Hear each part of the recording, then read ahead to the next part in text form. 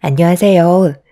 저는 남편의 결혼 전과 후가 너무 달라서 크게 실망을 하게 된 나머지 결국 이혼까지 선택하게 된 30대 초반 여자입니다. 첫 결혼은 실패로 돌아가게 되었지만 그래도 후회는 없습니다. 저희 부부는 가진 게 많지는 않았지만 그래도 이제 시작이기 때문에 열심히 살다 보면 좋은 결과는 자동적으로 뒤따를 줄 알았어요. 그런데 제가 꿈꿔오고 상상했던 결혼 생활과는 점점 멀어지는 게 눈에 보이기 시작하면서 이렇게 사는 건 정말 아닌 것 같아 남편과 돈 문제로 심각하게 대화를 이어나가게 되었죠. 하지만 남편은 제가 걱정하는 부분을 이해해주지 못했었어요.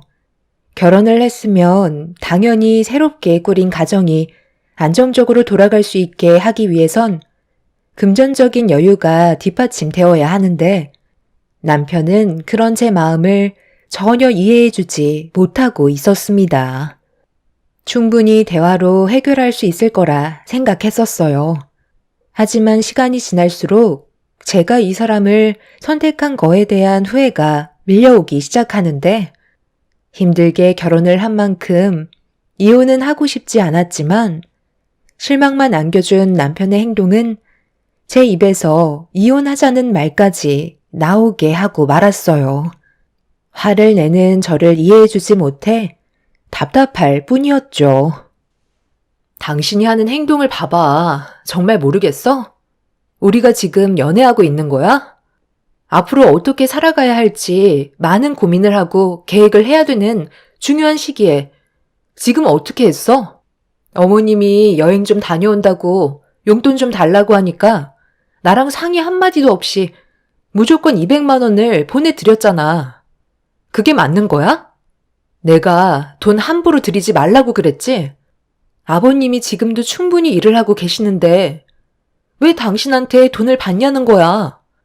200만 원이면 우리 한 달 생활비 쓰고 저축까지 할 수 있는 돈이라고. 당신은 나랑 상의하는 것 자체가 싫은 거야? 돈을 벌면 뭐해? 이런 식으로 계속 나가면 우리의 삶은 좋아질 수 없는 거라고. 내가 벌은 돈으로 우리 엄마 효도 좀 시켜드리겠다는 건데 지금 이게 나한테 화를 낼 일이야? 그동안 같이 지내다가 당신이랑 결혼하면서 집안에 빈자리가 생기다 보니 많이 힘들어 하시는 것 같은데 꼭 그런 식으로 말을 해야 돼? 내 입장도 생각을 좀 해줘야지. 내가 해드릴 수 있는 최선의 방법이 금전적인 지원밖에 더 있어? 당신 원래 이런 사람이었어? 왜 이렇게 잔소리가 많아? 이거 하지 마라, 저거 하면 안 된다. 도대체가 내 마음대로 할 수 있는 게 아무것도 없어. 결혼은 서로의 입장을 존중해줘야 한다고.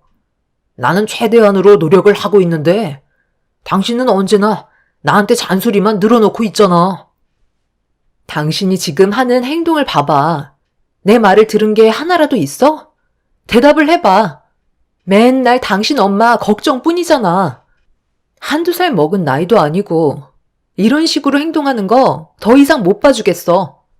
매번 매달마다 어머님은 당신 돈을 뜯어갈 생각만 하고 계시는데 당신은 그걸 효도랍시고 더 퍼주고 있으니 우리의 삶이 좋아질 수 없는 거야. 안 되겠어. 내가 직접 어머님한테 전화를 할게. 도대체 무슨 생각으로 200만 원을 달라고 하시는 건지 물어봐야 할 것 같아. 남편은 이미 드렸기 때문에 괜히 전화를 해서 시모의 기분을 망치지 말아달라며 저를 말렸지만 이미 기분이 상할 만큼 안 좋아졌기 때문에 저는 남편을 뿌리치고 시모에게 연락을 하게 되었습니다. 제 전화를 받으신 시모는 차가운 목소리로 무슨 일 때문에 전화를 했냐고 한마디 하시길래 불만을 털어놨어요. 어머님, 정말 너무하신 거 아니세요? 저도 정말 많이 참다가 연락을 드린 건데요. 매달마다 이 사람 돈을 가져가시면 저희는 도대체 어떻게 생활하라는 거죠? 어머님은 여행 가신다고 이 사람이 한 달 힘들게 벌은 돈에서 200만 원을 그냥 가져가시면 저희는 어떠한 계획도 세울 수가 없게 된다고요. 꼴랑 200만 원 가져갔다고? 지금 전화를 하자마자 난리를 치는 거야? 내가 걔를 어떻게 키웠는데? 이 정도는 당연하게 받을 수 있는 거지? 어머님, 1년이면 2,400만 원이에요. 어머님이 놀고 먹고 즐기시는데 사용하신 돈이라고요. 그 돈을 저희가 모았다면 좀 더 계획적인 삶을 살 수 있었을 거예요. 이 사람 한 달 월급 300만 원 겨우 넘는 거 아시면서 꼭 이렇게까지 하셔야 되겠어요? 앞으로 돈 관리는 제가 해야 될 것 같아요.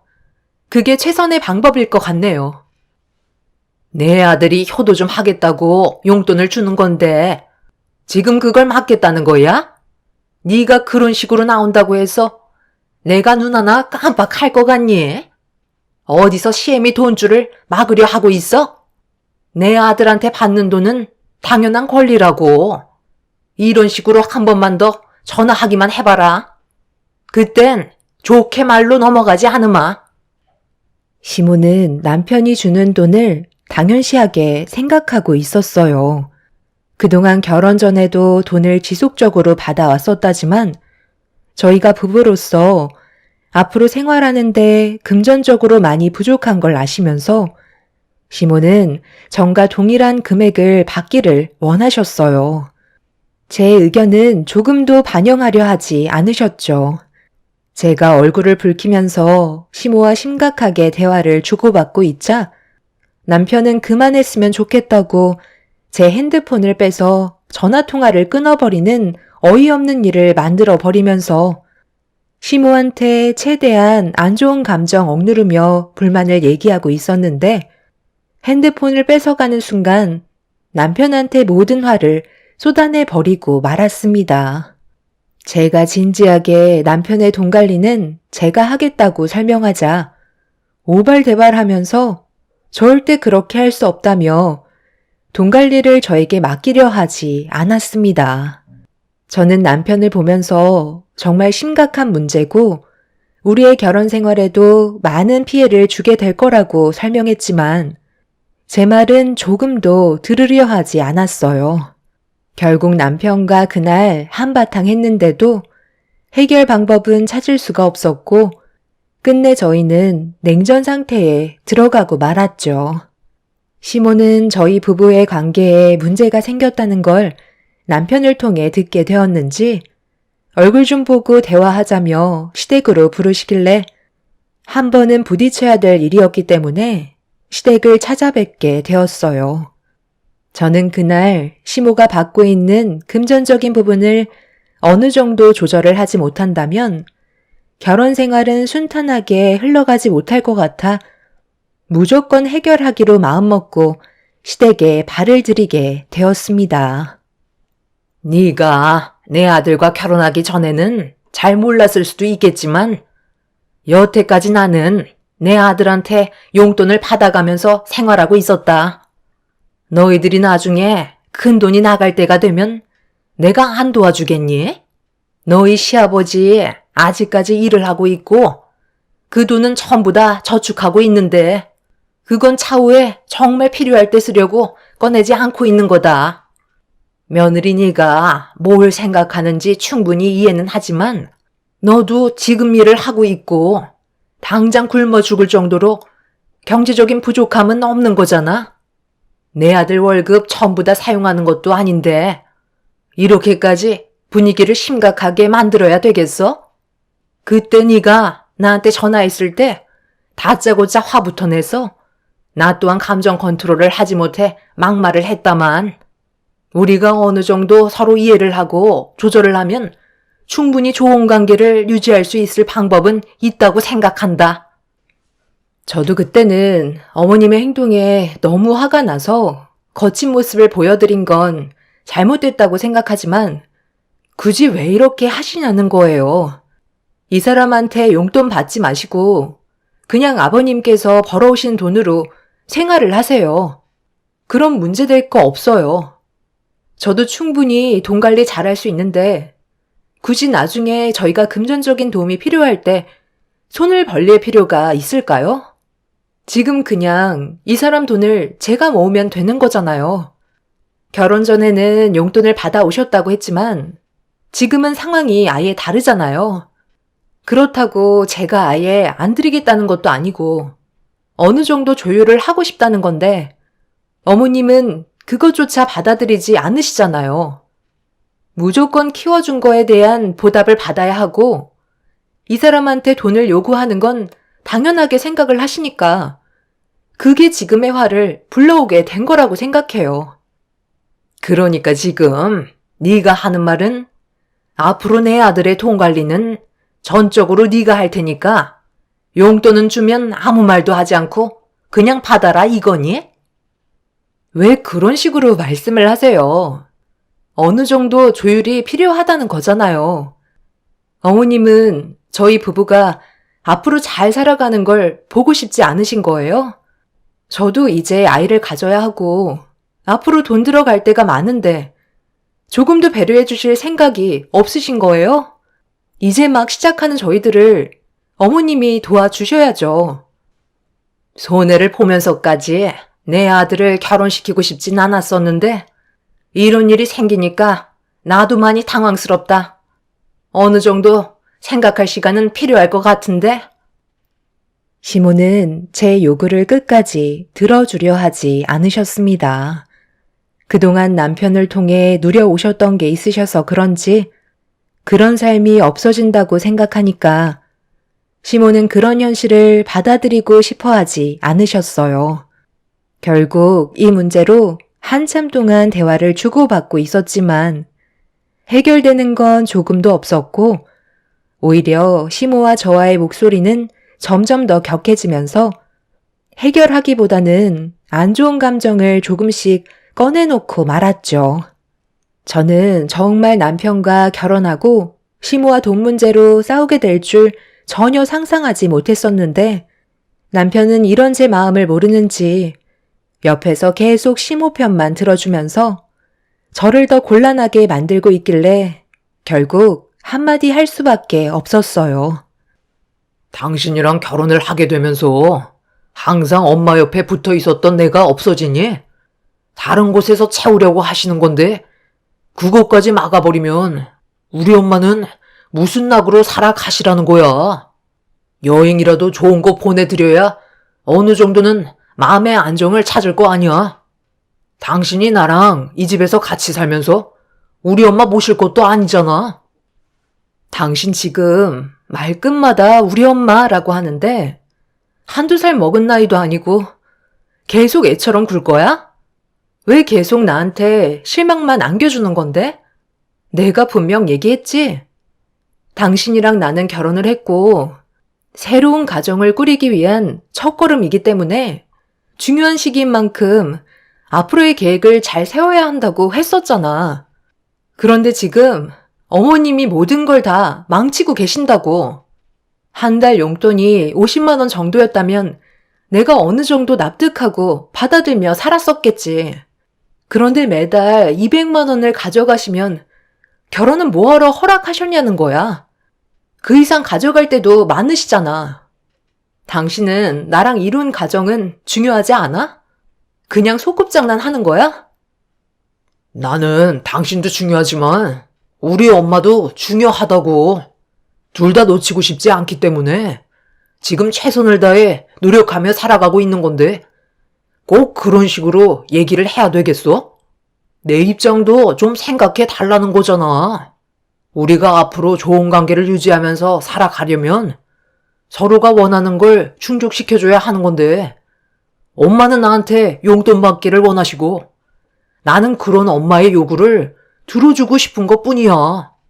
그런데 당신은 우리 가족의 행동에 대해 이해를 못하고 있으니까 당신이 좀 한 발 물러나서 좋게 생각해주면 안 되는 거야?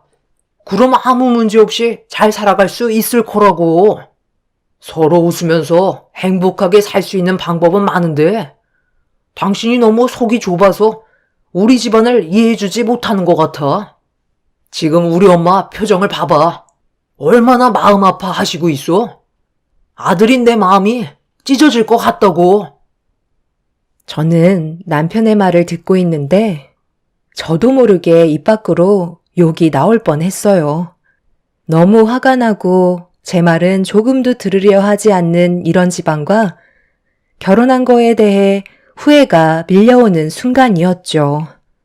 저는 그날 시댁에 있으면서 이 사람들과 함께 살다가는 제가 정신병에 걸릴 수도 있겠다는 생각이 머릿속으로 스치게 되면서 차라리 미래도 없는 삶을 힘들게 붙잡고 살 바엔 차라리 헤어지는 게 답일 것 같아 보였어요. 그래서 진지하게 남편과 저와의 관계에 대해 물어보게 되었죠.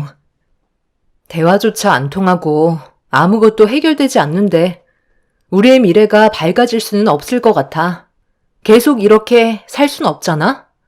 당신이 벌어오는 돈은 어머님 배만 불리고 있고 내가 벌어오는 돈으로 당신 배만 불리고 있으니 내가 무슨 자선 사업가도 아니고 평생 동안 당신 밑에서 무료 봉사하느니 정신 상태가 제대로 박힌 다른 남자를 만나는 게 좋을 것 같아.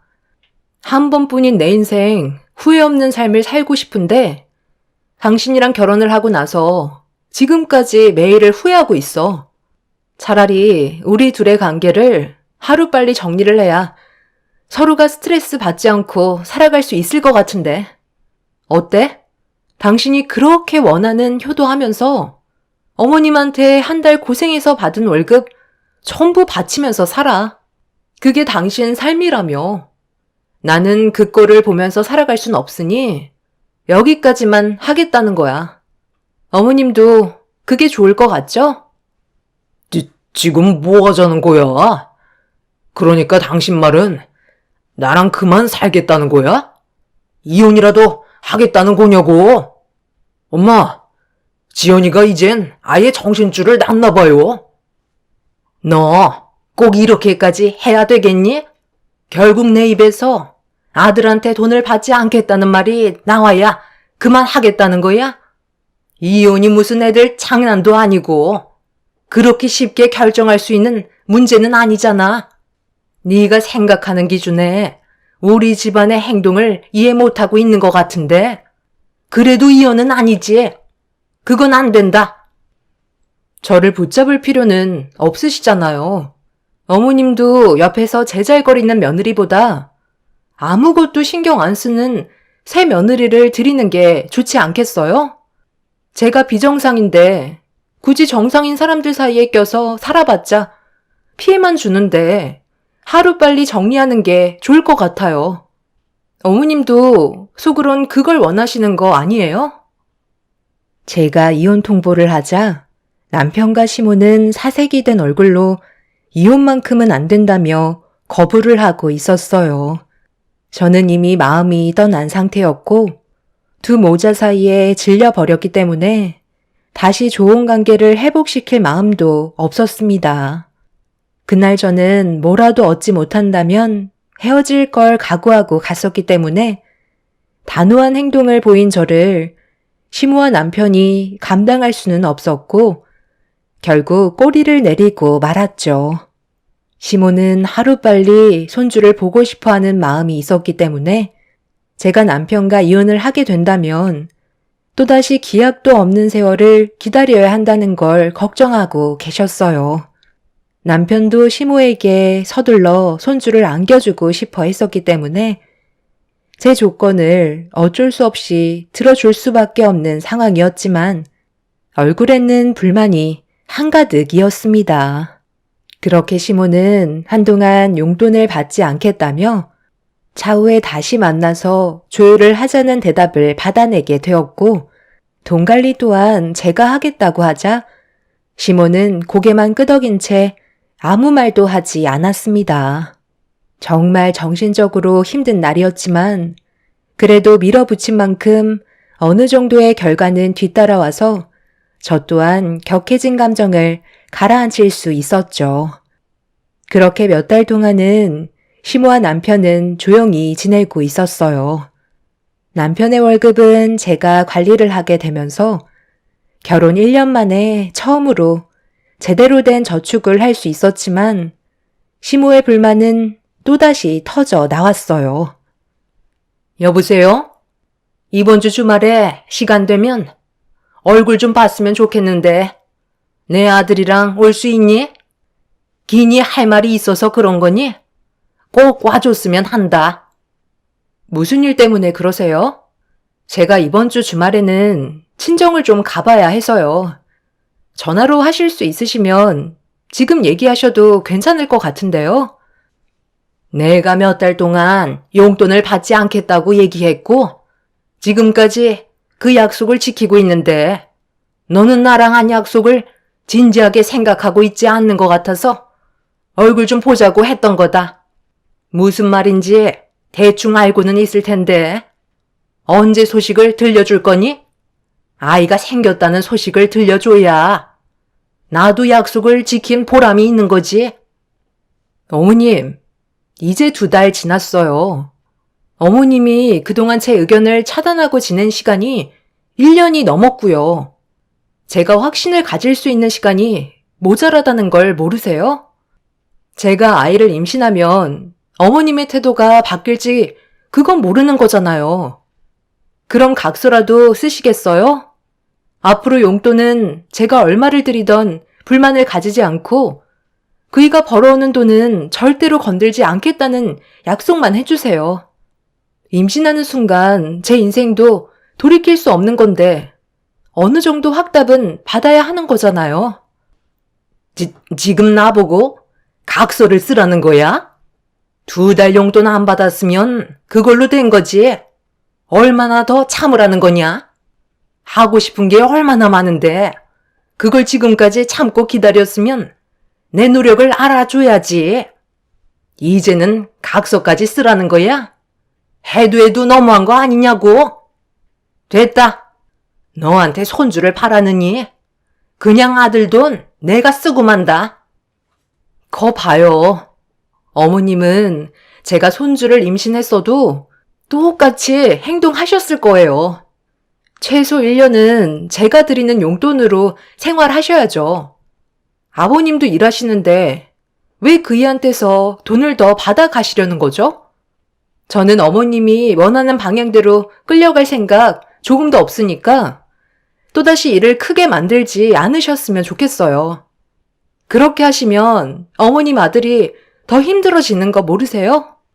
제가 어느 정도 심적인 안정이 되어야 어머님한테 손주도 안겨드릴 수 있는 준비가 될 것 같아요. 그러니 어머님도 저를 도와주세요. 시모는 더 이상 아무 말도 하지 않으신 채 전화를 끊으셨어요. 그동안 남편한테 받아간 돈이 얼마인데 2달 참았다고 손주를 빨리 보여달라는 게 너무 억지스러워 보여 제가 시모의 행동에 믿음이 갈 수 있게 시간을 더 달라고 하자 원하는 결과를 빨리 주지 않는다고 저에게 불만을 털어놓고 있었던 거였어요. 솔직히 임신을 하게 되는 순간 빠져나올 수 없는 늪에 빠져버릴 것 같은 두려움이 너무나도 컸기 때문에 아이를 가지는 건 신중할 수밖에 없었죠. 그렇게 조금 더 상황을 지켜보며 여러 가지로 고민을 하고 있었는데 아빠한테 전화가 왔어요. 부모님께서 식당 일을 하시는데 최근 들어 손님들이 많아지면서 정신없이 바쁜 시간을 보내고 계셨거든요. 그런데 그게 독이 되었는지 평소에도 약하셨던 허리에 디스크가 오게 되면서 수술을 불가피하게 해야 되는 안 좋은 상황이 발생되고 말았습니다. 아빠의 전화를 받고 병원을 찾아가니 병실에 누워 계신 엄마는 상태가 많이 안 좋아 보였어요. 당장 수술을 해야 된다고 일정까지 잡아 놓으셨는데 엄마가 허리를 다치셨다는 소식을 들은 남편이 퇴근하고 병원에 와서 한다는 말이 디스크 수술 대신 허리 복대를 하라는 충격적인 말을 대놓고 엄마 면전 앞에서 얘기하는데 저는 남편의 돌발 행동에 대해 이해를 할 수가 없어 사색이 된 얼굴로 남편을 바라보며 화를 내게 되었어요. 지금 뭐라고 그랬어? 오자마자 그게 무슨 말버릇이야? 수술 대신 허리 복대를 해주라고? 얼마나 심각한 상태인지 알면서 그런 말이 나와? 원래 나이 들수록 허튼 데 돈 쓰면 안 되는 거야. 당신이 그랬잖아. 우리 엄마 용돈 드리는 것도 아까워서 결국 돈줄을 막아버렸는데 장모님한테는 돈이 안 들어갈 것 같아? 허리 한번 손대면 계속해서 병원비 나갈 텐데 나보고 지금 그 꼴을 보라는 거야? 당신도 금전적으로 어느 정도 도움을 줄 거 아니야? 정말 필요한데 돈을 사용하는 거랑 즐기기 위해서 흥청망청 돈을 쓰는 건 엄연히 다르다고. 그리고 내가 굳이 돈을 들이지 않아도 아빠가 알아서 다 해결하시는데 무슨 말을 그렇게 해?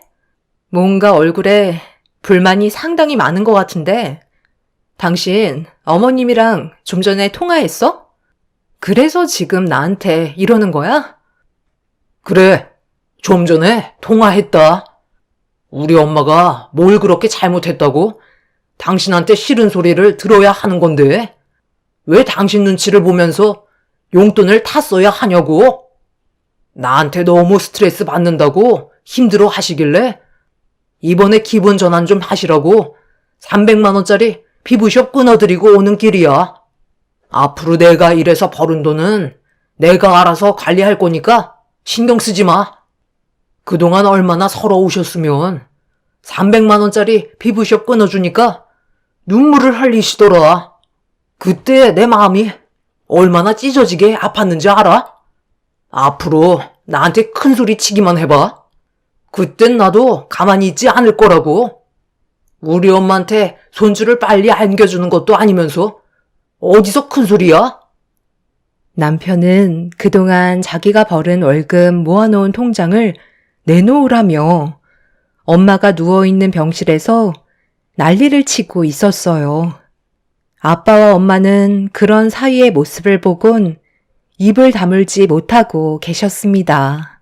남편의 상식 이하의 행동에 부모님께 고개를 들 수 없을 정도로 창피했고 남편을 끌고 서둘러 밖으로 나갔어요. 그때는 저도 더 이상은 참을 수 없을 만큼 한계치에 다다르고 말았죠. 남편은 제가 분노한 모습에 잠깐 움찔거렸지만 꼴의 자존심은 있는지 절대 굽히지 않겠다며 저를 보면서 더욱더 강한 모습을 보여주었지만 이미 저는 마음이 떠나가 버린 상태였죠. 아무리 화가 나도 그렇지 저희 엄마한테 괜찮으시냐는 한마디보다 나이 들수록 허튼 돈 쓰면 안 된다고 허리복대나 착용하라는 남편의 말이 저에게 너무 큰 상처를 준 것도 모자라 시모에게 300만 원짜리 피부숍을 끊어줬다는 거에 이 사람과 살다간 제가 정신병에 걸릴 것 같아 저희 둘의 관계를 정리하기로 마음을 결정하게 되었죠. 남편은 영문도 모른 채 저를 따라왔고 제가 부동산에 들어가자 지금 뭐 하는 거냐고 거리 한복판에서 소리를 지르며 화를 내기 시작했어요. 그래서 엄마 명의로 된 신혼집 금매로 내놓고 이혼할 거라고 얘기하자 남편은 그제서야 상황 파악이 됐는지 얼굴이 노랗게 떠서는 개거품을 물며 저를 붙잡으려고 횡설수설하며 이혼만큼은 안 된다고 애언을 하고 있었네요. 정말 끝까지 이렇게 해야 되겠어? 당신 나랑 이혼할 거냐고? 극단적인 선택은 모두에게 불행만 안겨줄 뿐이야. 좋게 해결 볼 수도 있는 거잖아. 벌써 못 볼 걸 다 봤는데 우리가 좋아질 게 뭐가 있겠어? 능력도 없는 당신, 내가 왜 선택을 했는지 알아? 그래도 사람이 좋아 보여서 그거 하나만 보고 결혼 선택했던 거야. 우리가 살고 있는 신혼집 어떻게 마련한 건지 뻔히 알면서 어떻게 병원에 입원해 계신 엄마한테 그런 말을 할 수가 있어? 우리 부모님께서 뼈 빠지게 벌어모은 돈으로 장만해 주신 신혼집이라고. 당신이 그동안 어머님한테 돈을 갖다 바치지 않고 모아두기만 했었어도 둘이 살아갈 수 있는 집은 충분히 마련할 수 있었겠지. 평생 당신 어머님 수발이나 들면서 살아가봐. 나중에 어머님 세상 떠나시면 당신한테는 뭐가 남을 것 같은데? 결국 빈 껍데기만 남아서 당신 주위에는 아무것도 없겠지. 누가 당신같이 능력 없고 마마보이인 사람이랑 함께 살려 하겠어? 나를 놓친 거에 대해 평생 후회할 거다.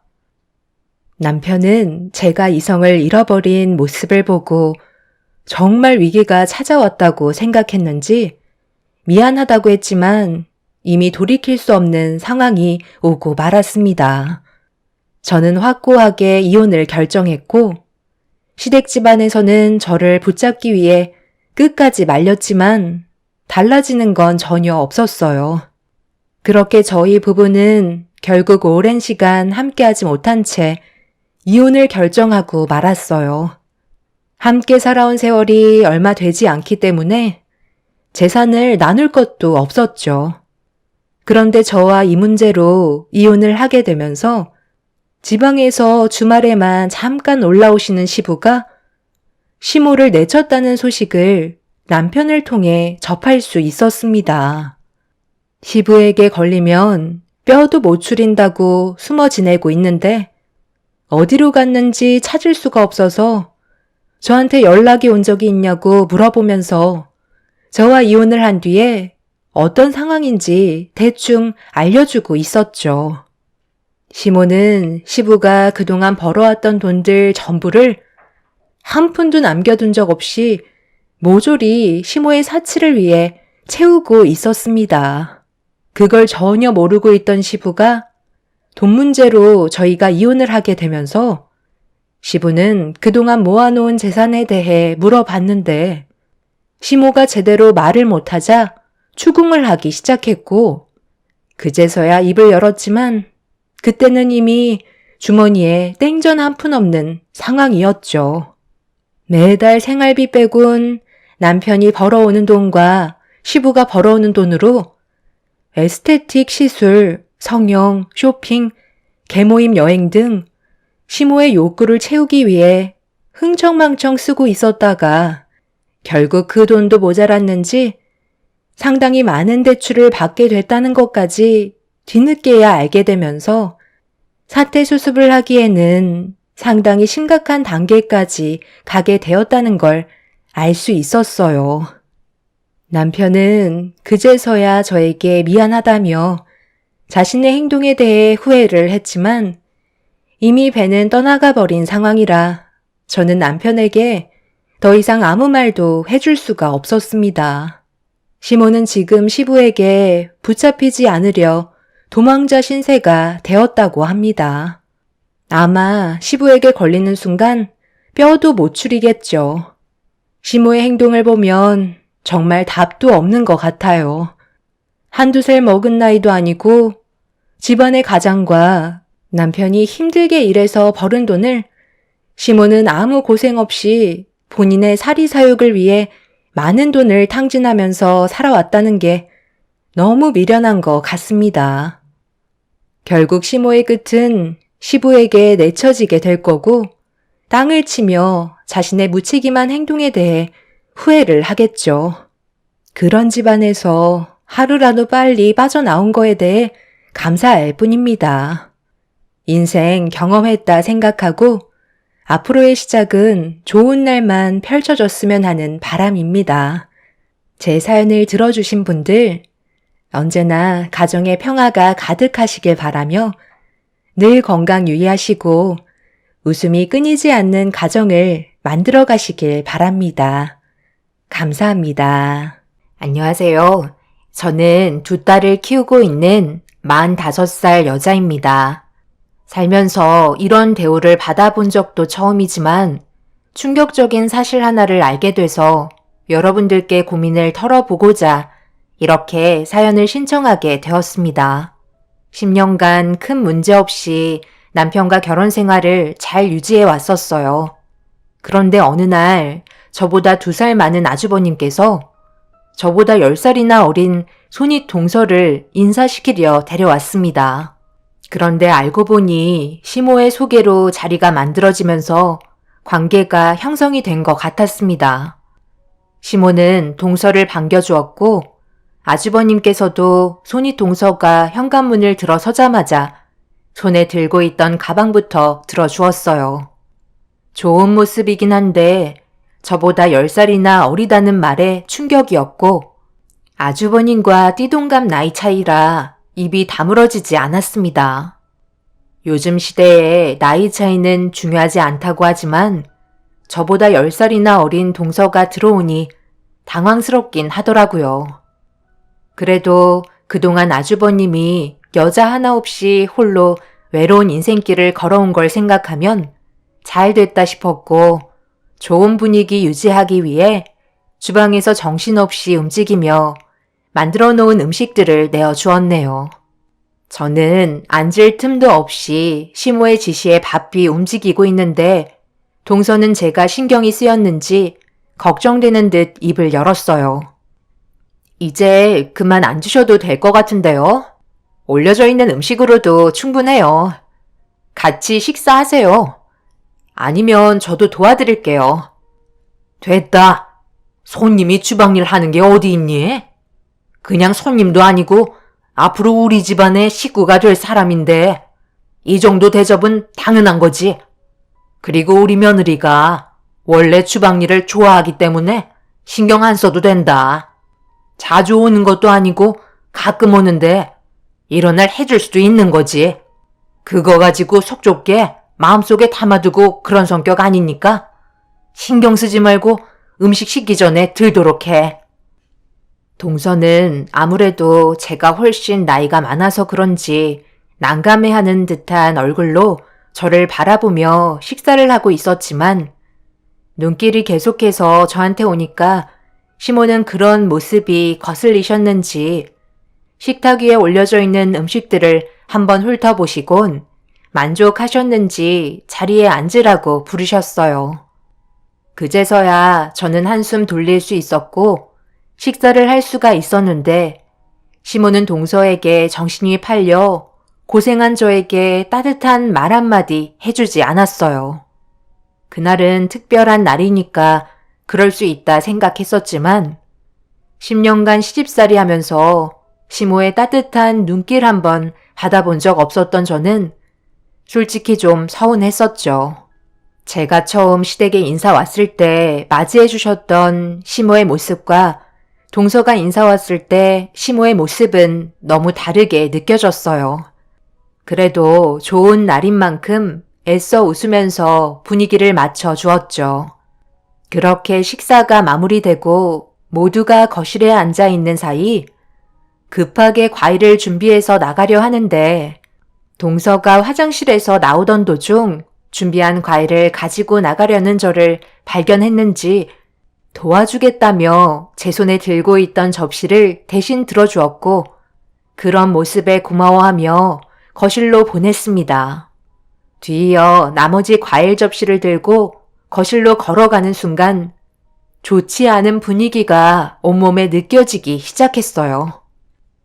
재수씨, 그래도 손님인데 벌써부터 일 시키는 건 너무하다고 생각되지 않아요? 몸도 야리야리한데 무거운 과일 접시를 들고 오다가 넘어지기라도 하면 어쩌려고 이런 걸 시키는 건지. 이런 데서 성격이 나오는 거라니까. 제발 개념 좀 챙기세요. 어머, 내가 잠깐 한눈판 사이 벌써 일을 시킨 거야? 새아가가 얼마나 당황하고 난감했겠어. 처음 인사 온 자리에서 갑자기 과일 접시 건네주면 나 같아도 당황스러웠겠다. 일 시켜 먹을 사람 와서 그렇게 좋니? 네가 생각 없이 한 행동이 우리 집안을 망신시키는 거 몰라? 새아가가 속으로 뭐라고 생각하겠어? 너 때문에 결혼하는데 문제라도 생기면 책임질 거니? 어머님, 제가 직접 나서서 도와드린다고 했던 거였어요. 손이 모자라신 것 같아 거실로 오기 전에 과일 접시 건네 받은 거예요. 보통은 손님이라고 해도 일손이 부족하면 도와드리는 게 당연하잖아요. 지금 상황 오해가 있으시니 풀어주셨으면 좋겠어요. 내가 여자 하나는 잘 선택했다니까. 어쩜 얼굴만 이쁜 게 아니라 마음씨까지 너무 곱네. 말하는 것도 똑 부러지는 게 역시 우리 집안 1등 며느리감인데. 아들, 너는 새아가 떠받들고 살아야 되겠다. 어디서 이런 마음씨 좋은 색시를 얻을 수 있겠어? 방금 전까지 저를 잡아먹을 듯이 달려들던 시모는 순한 양의 모습으로 돌아왔어요. 눈에 띄는 차별이 너무 어이가 없어서 할 말을 잃은 채 자리에 앉았는데 남편은 뭐가 그리 좋은지 동서와 아주버님의 모습을 보면서 웃고 있었습니다. 제가 처음 인사 온 동서 앞에서 시모와 아주버님한테 상처를 받았는데 아무렇지도 않은 듯 전혀 신경 쓰지 않는 모습이 저를 더 화나게 만들었어요. 그래서 아주버님과 시모보다 남편이 더 나쁜 놈 같아 보였고 앞으로의 결혼 생활이 막막해질 것만 같은 느낌이 들었습니다. 그렇게 시댁에서의 불편하고 정신적으로 힘들었던 자리를 끝내고 집으로 돌아왔는데 남편은 저에게 할 말이 없는 듯 방으로 들어가 버렸어요. 너무 어이가 없어서 두 딸을 씻기고 재운 다음 방에 들어가 컴퓨터만 하면서 나오지 않는 남편을 밖으로 불러 한마디 했습니다. 당신은 내가 아주버님과 어머님한테 상처를 받았는데 어떻게 한마디 말도 해주지 않아? 어머님 댁에 들어간 순간부터 나를 아예 투명인간 취급하던데? 뭐가 그리 좋아서 아주버님과 동서의 모습을 보고 웃기만 하고 욕을 먹고 있는 나는 거들떠도 안 보는데 화가 안 나게 생겼어? 당신이 원래 나한테 무뚝뚝하다는 거 어느 정도 알고는 있었지만 그렇다고 한마디도 해주지 않았던 건 정말 너무했다고 생각해. 한마디라도 나서서 해줬다면 나도 당신한테 이런 말 하지 않았을 거야. 내 말이 틀렸어? 내가 거기에서 당신 편을 들어주면 싸우자는 것밖에 더 돼? 왜 이렇게 생각이 없어? 손님이니까 당연히 대우를 해줘야 하는 거고 형수님이 도와준다고 했을 때 손님이니까 당연히 당신이 하겠다고 거절하면 되는 거였잖아. 그런데 기회는 이때다 싶어서 과일 접시 나르는 게 뭐가 어렵다고 그걸 처음 어머니 집에 인사 온 형수님을 시키는 거야. 누가 봐도 당신이 잘못한 걸로 보이는데 10년 동안 결혼 생활하면서 당신이 둔하고 어느 정도 개념이 없다는 건 알고 있었지만 아까 어머니 집에 있었을 때는 정말 얼굴 들기 힘들 정도로 창피했다고. 내가 그냥 웃었는 줄 알아? 쥐구멍이라도 들어가고 싶을 만큼 표정 관리가 안 돼서 겨우 웃고만 있었던 거야. 우리 식구 전부 다 당신을 이상하게 생각하는데 혼자만 정상이라고 얘기하는 건 문제가 있다고 생각되지 않아? 자기 할 말은 끝이 났는지 자리에서 일어나 다시 방으로 들어가 버린 남편의 모습을 보곤 너무 어이가 없어 할 말을 잃고 말았어요. 정말 제가 이상한 건지 헷갈리기 시작했고 그날 남편에게 너무 큰 상처와 서운한 마음이 복합적으로 나타나게 되면서 결국 거실에서 혼자 눈물을 훔치며 아픔을 쓸어내렸습니다. 저에게는 기억하고 싶지 않은 순간이었고 앞으로 있게 될 시모의 차별이 저를 더 힘들게 만들 것 같다는 느낌이 계속 들었어요. 그리고 아주버님과 동서는 평생 인생을 함께 하기로 약속하게 되는 결혼식을 올린 뒤 저희와 다르게 아주버님은 분가를 하지 않았어요. 아무래도 시모 혼자 생활을 해야 되는 상황 때문에 시댁에서 지내기로 결정을 하게 된 것 같았습니다.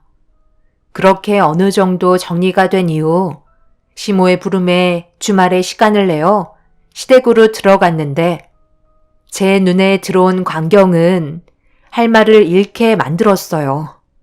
시모가 앞치마를 두른 채 정신없이 음식 준비를 하고 있었고 동서는 소파에 앉아 아주버님과 TV를 보면서 행복한 시간을 보내고 있었네요.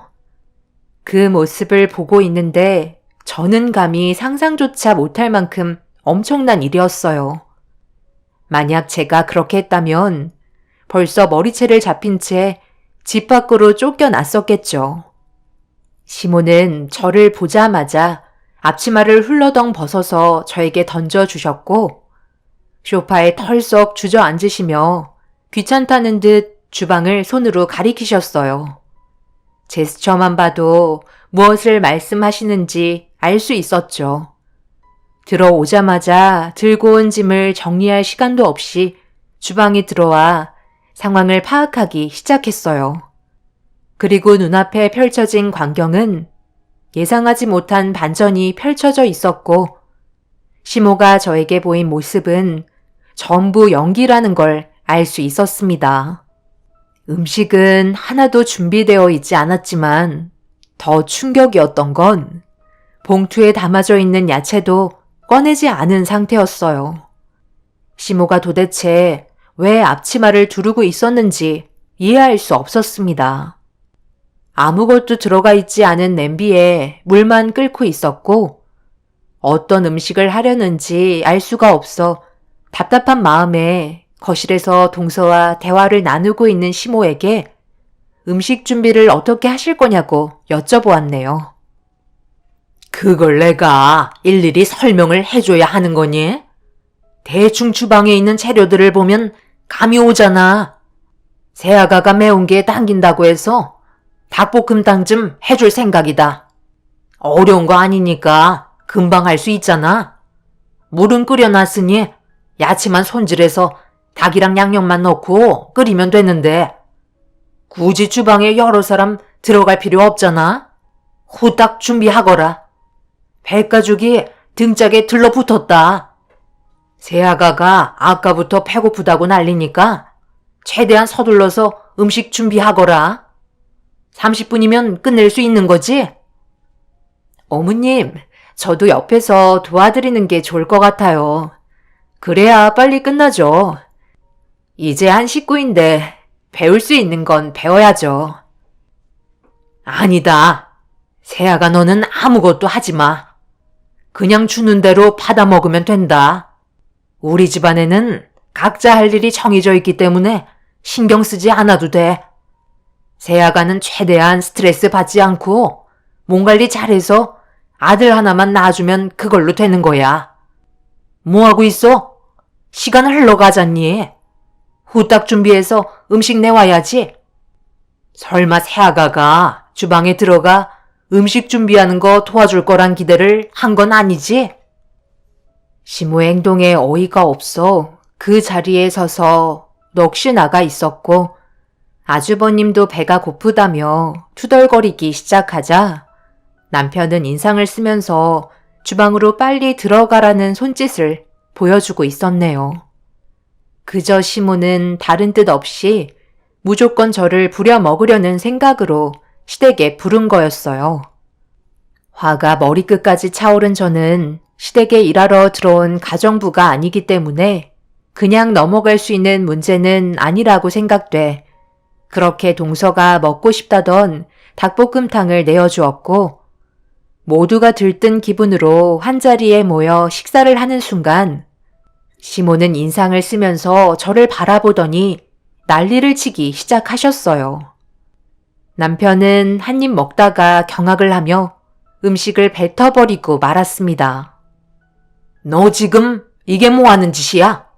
내가 닭볶음탕을 준비하라고 했지. 소금탕을 준비하라고 했니? 도대체 여기에 소금을 얼마나 넣었길래 먹을 수가 없을 정도야? 지금 혼자 일 시켰다고 일부러 이렇게 나오는 거니? 전부 다 버리게 생겼잖아. 왜요? 저는 입맛에 맞는데요. 어머님이 배가 부르셔서 그런가 보다.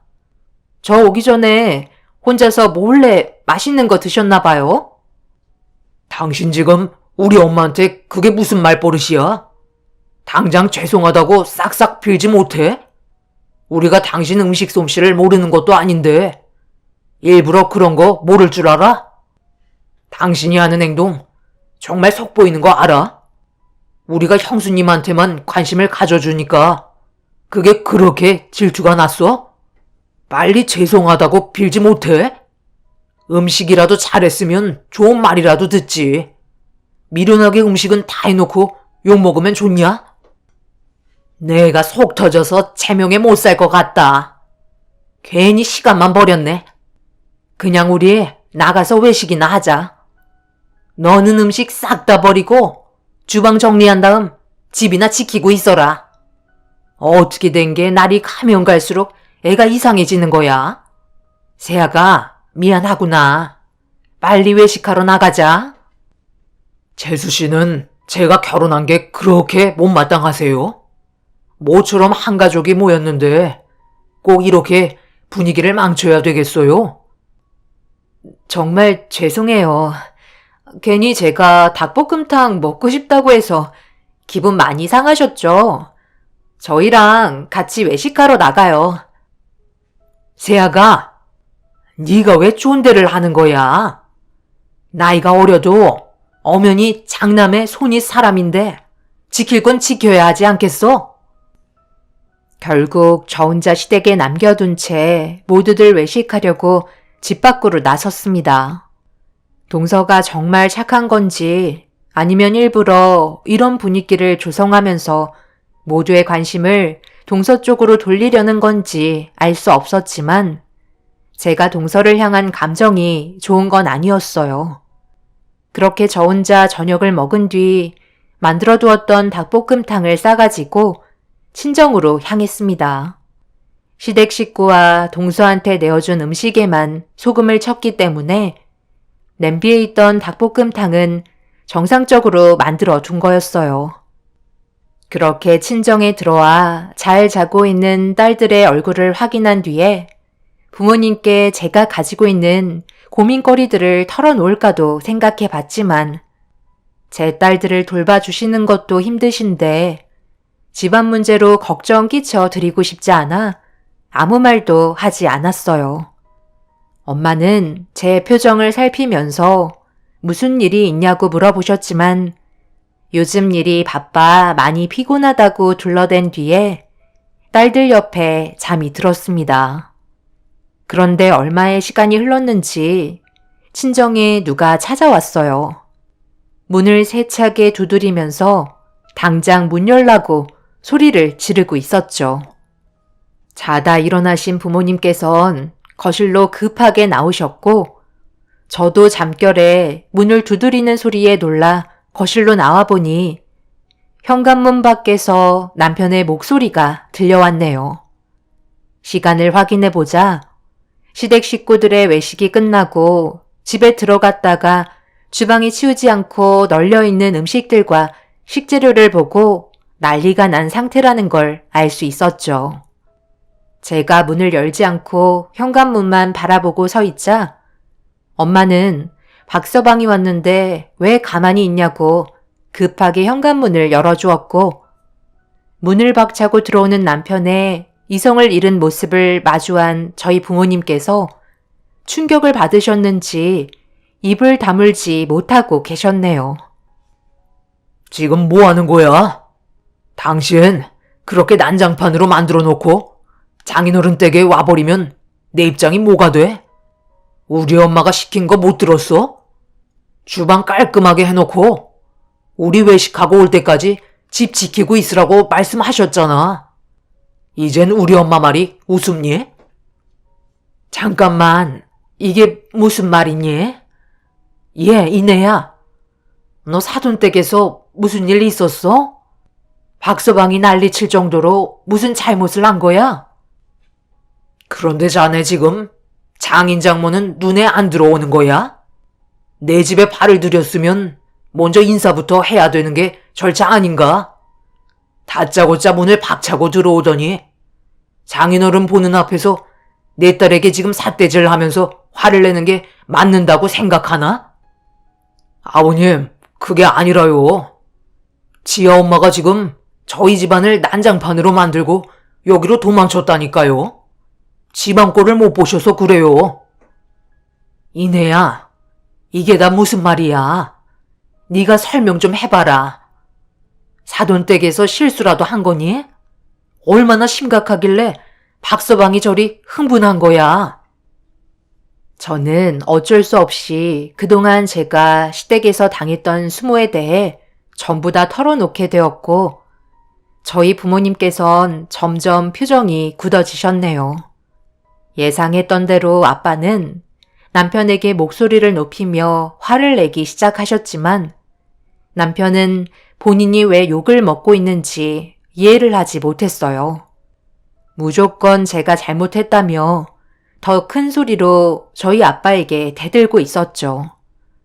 대화 자체가 통하지 않자 아빠는 당장 집에서 나가라고 소리치셨지만, 남편은 저를 데려가서 시모에게 용서를 빌게 해야 되고 어질러진 주방을 치우게 해야 된다고 억지를 부리면서 아빠의 분노를 점점 더 차오르게 만들었어요.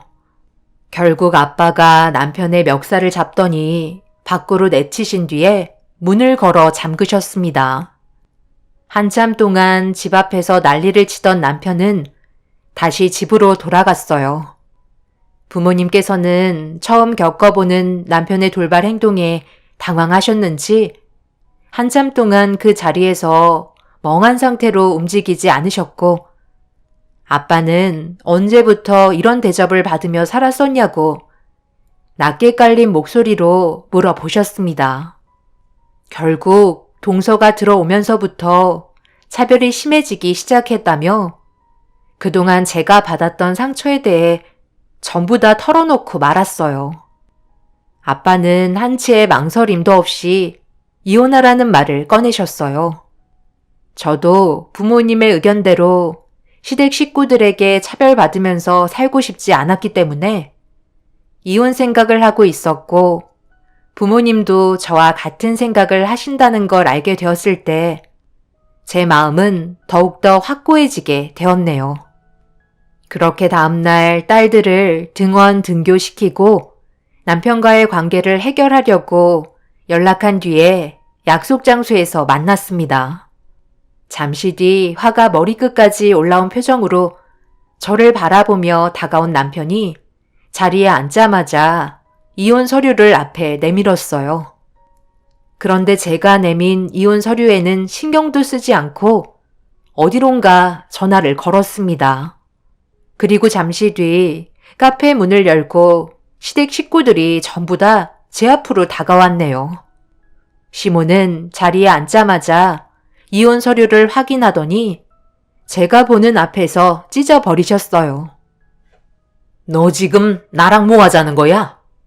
어제 내가 불렀는데 감히 집에 안 오고 버티고 있어? 네가 어질러 놓은 거 치우느라 얼마나 힘들었는지 알아? 그렇게 배알이 꼴리던? 네가 이쁜 짓을 해야 잘해주지. 딸만 낳아놓고 대접을 받길 원하는 거야? 그래도 그동안 시키는 일 불만 가지지 않고 묵묵히 하는 모습에 아쉬운 대로 데리고 있었구먼. 이런 추태를 부려? 내가 이래서 뭐라고 그랬어? 우리 집안이랑 맞지 않는 성격 같다고 얘기했었잖아. 호식이 너는 어머니 말을 안 듣더니 결국 꼴이 이게 뭐야? 정말 한심하다. 본인이 무엇을 잘못했는지도 모르고 이혼 서류 내미는 꼴이 정말 어이가 없다. 이제 와서 이혼하면 그게 무슨 소용이야? 당신이 잘못한 건 인정하고 고개 숙이고 들어오면 끝나는 문제를 이렇게 크게 만들어서야 되겠소? 이혼하면 우리 애들은 어쩌고? 당신 혼자 감당 안 될걸? 여기 한자리에 모두가 모인 이유가 뭐라고 생각해? 당신의 잘못을 바로 잡으려고 온 거야. 하루 이틀 살 것도 아니고 10년 넘게 서로 알고 지냈는데 아직도 모르는 거야? 앞으로 살 날이 얼마나 많은데 왜 이렇게 생각 없이 행동하는 건지 나는 정말 이해를 못하겠어. 어제 당신이 그렇게 하고 나간 뒤로 우리 가족 전부 다 주방에 달라붙어서 정리하느라 죽는 줄 알았다고.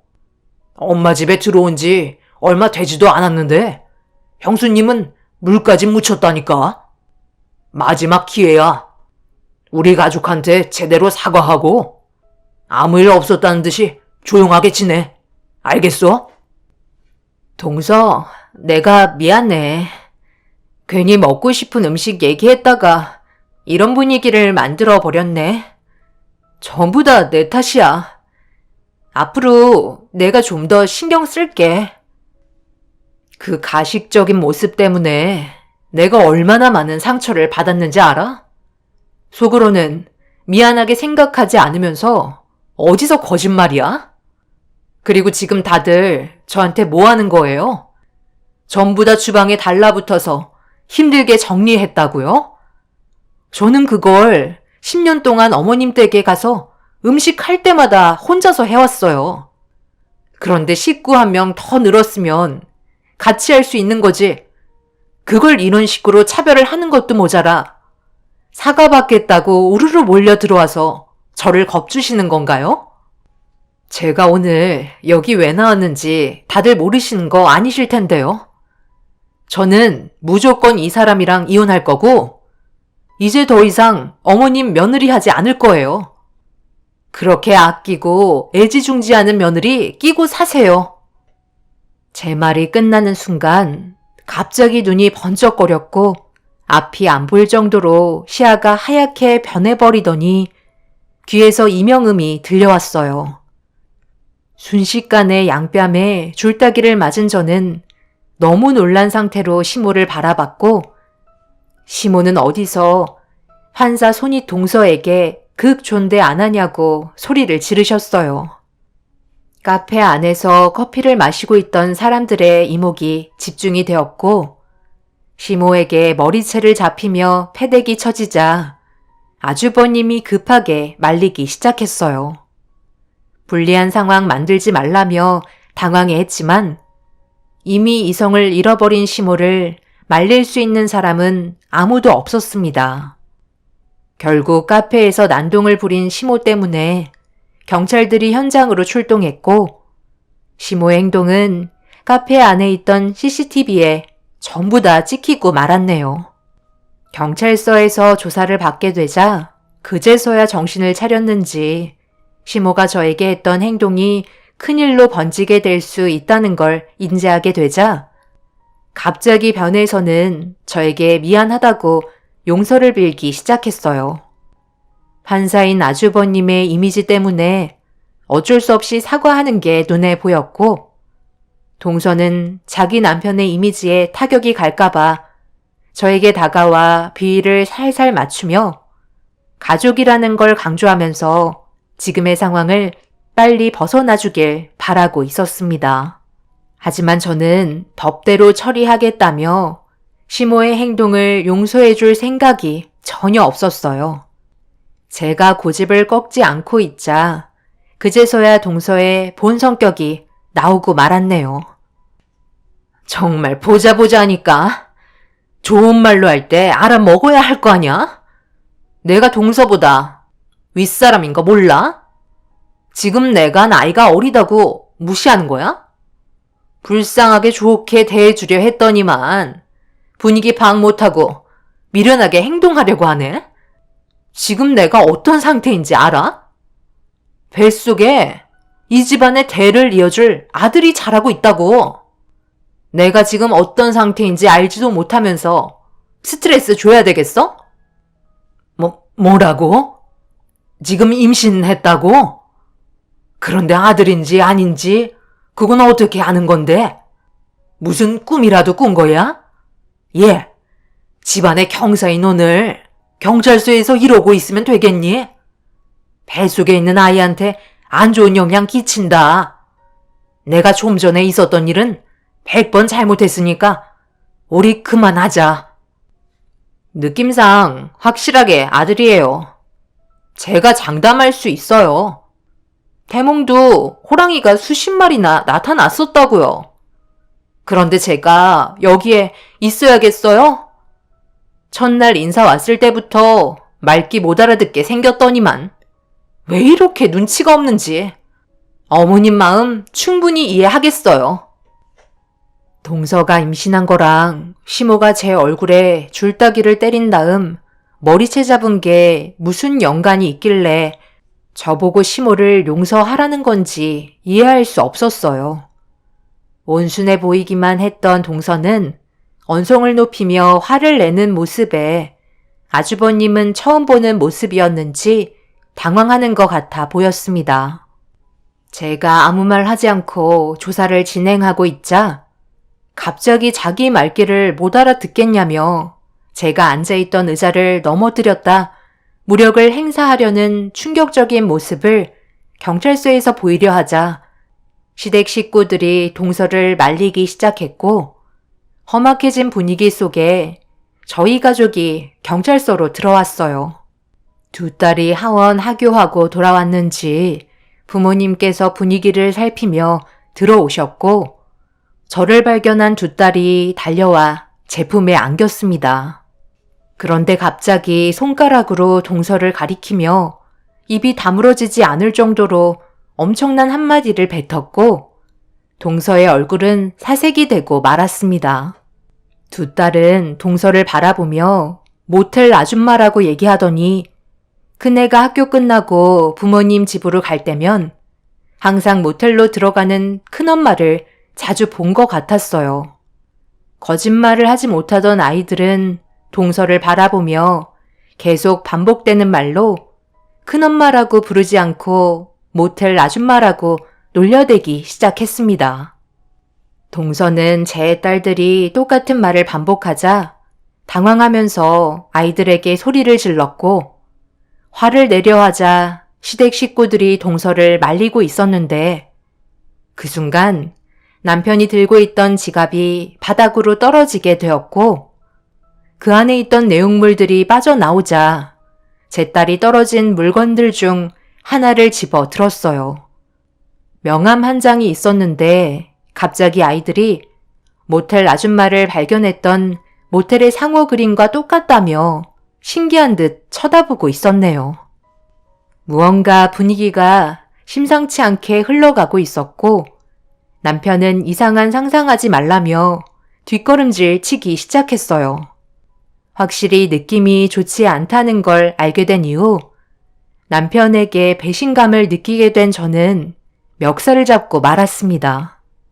결국 시모가 저에게 행했던 행동들은 법적인 절차를 밟겠다며 마무리를 지었고 남편과 동서가 왜 같은 모텔과 연관이 되어 있는지 확인을 해보기 위해 명함이 적힌 모텔로 향했고 거기에서 남편과 동서가 서로 만나고 있었다는 걸 CCTV를 통해 전부 다 확인할 수 있었습니다. 그제서야 동서와 남편이 솔직하게 모든 걸 털어놓게 되었고 말도 안 되는 사실 하나를 알 수 있었네요. 오래전에 명문대 나온 남편이 과외를 다니며 돈을 벌었던 적이 있었는데 그때 고등학생이었던 동서를 가르쳤던 적이 있었던 것 같았어요. 서로 그 사실을 숨기고 있다가 옛날 기억이 떠올랐는지 추억을 되새기며 감정을 나누다가 넘지 말아야 될 선을 넘고 말았던 거고 뱃속에 있던 아이는 아주버님의 아이가 아닌 남편의 아이라는 게 밝혀지고 말았습니다. 더는 두고 볼 수 없었고 그 자리에서 남편의 얼굴에 손을 올려붙이고 말았습니다. 이 사실을 뒤늦게 알게 된 시모는 쓰러지게 되었고 아주버님은 남편의 멱살을 잡은 채 분노하고 말았네요. 그렇게 시댁 집안은 아수라장이 되어버렸고 남편하고는 이혼과 위자료 소송을 진행한 뒤에 동서를 상대로도 소송을 진행하게 되었네요. 시모는 땅을 치며 후회했지만 이미 벌어진 일이었고 집안은 아수라장이 되어버리고 말았죠. 저런 쓰레기 집안과 여태까지 살았다는 게 정말 끔찍합니다. 이제서야 모든 걸 털어버리고 그 사람들과의 인연을 마무리 지었다는 것만도 감사하게 생각하네요. 결국 그 집안들이 무너지는 꼴을 보니 제 속은 후련하지만 무언가 모를 찝찝함이 아직까지도 저를 힘들게 하고 있네요. 앞으로 커갈 제 딸들이 걱정이 돼서 그런가 봅니다. 두 번 다시 남편의 얼굴을 딸들에게 보여주고 싶지 않지만 어떤 식으로 풀어가야 할지 막막하네요. 좋은 의견 나누어 주시면 정말 감사하겠습니다. 감사합니다. 안녕하세요. 저는 35살 여자입니다. 최근에 정말 말도 안 되는 일을 겪게 되면서 예비 신랑과 파혼을 하게 되었습니다. 그동안 예비 신랑을 얼마나 아끼고 책임감 있게 키웠는지는 충분히 이해는 하겠지만 관심과 집착은 분명 확실하게 차이가 있다고 생각해요.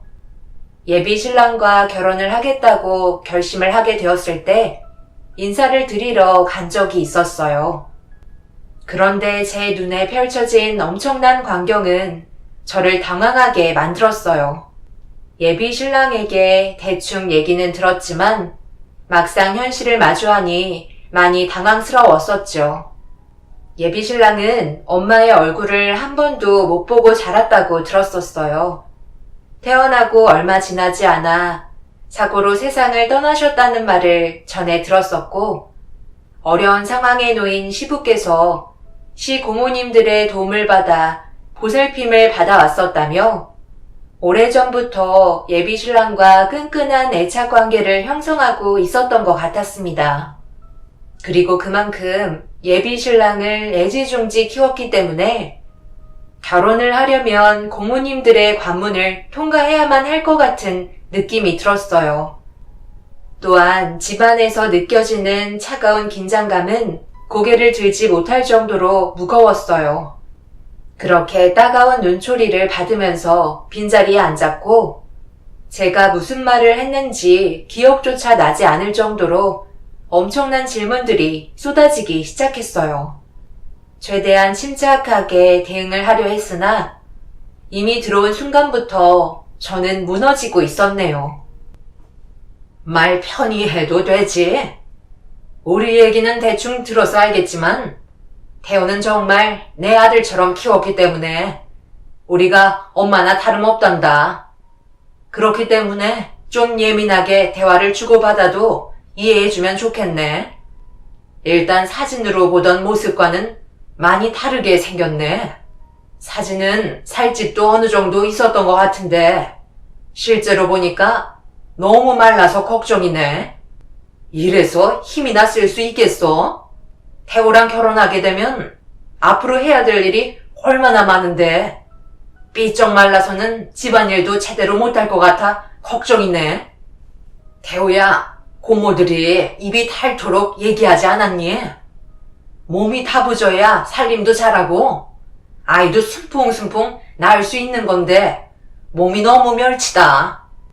고모들 의견을 조금이라도 반영해줬다면 정말 좋았을 텐데 이래가지고 처음부터 삐걱거리잖니? 너희들은 어떻게 생각하니? 각자 느낀 대로 얘기 좀 해봐봐. 몸이 멸치같이 삐쩍 말라서 첫인상이 마음에 들지 않았던 건 나도 인정할게. 그런데 보기와 다르게 대기업에서 근무하면서 높은 연봉 받고 있다던데?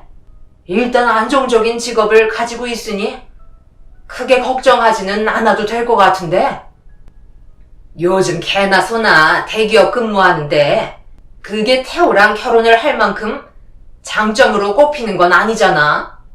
각자 생각하는 게 다르겠지만 나는 일단 머리부터 발끝까지 마음에 들지 않으니까 더 이상 아무 말도 하지 않을게. 평가 자체를 하고 싶지 않아. 지금 못들 하시는 거예요.